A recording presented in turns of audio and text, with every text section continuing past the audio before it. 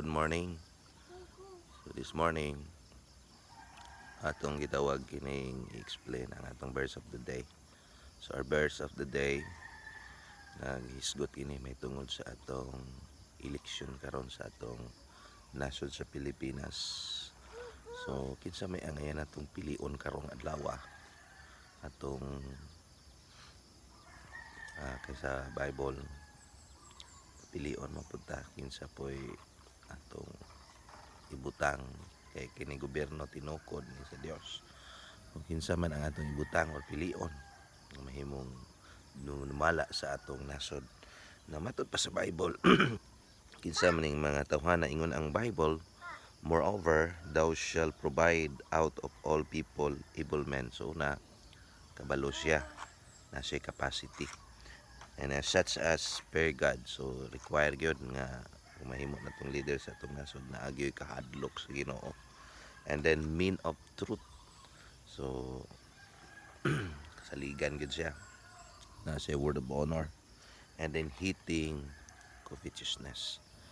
So gikinahanglan kayo ni nga naa nato ni sa atong dumala sa atong nasod, no? And then and places us over them to be ruler thousands and rulers of hundreds and rulers of tens.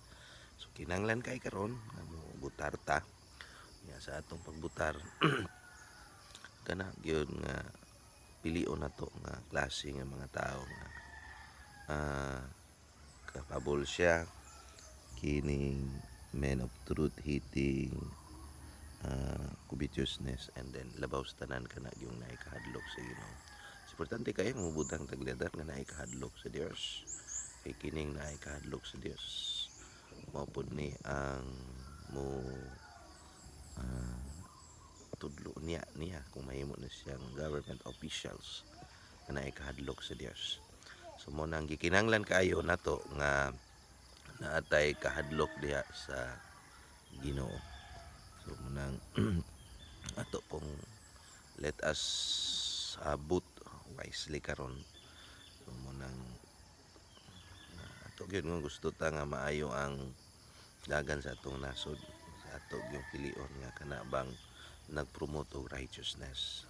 So kinahanglan kayo nato na karon sa ato kay ang Dios nato nagtan-aw ra ba kanunay sa ato ang nasod kung nagtinarong bata o nagdinautan. Kung nagdinautan na siya ipanaog nga judgment. Kung nagtinarong ta, the more i-bless ang atong nasod. So dalaygon ang Dios. Salamat sa pagtanaw. Ang atong tanan. God bless.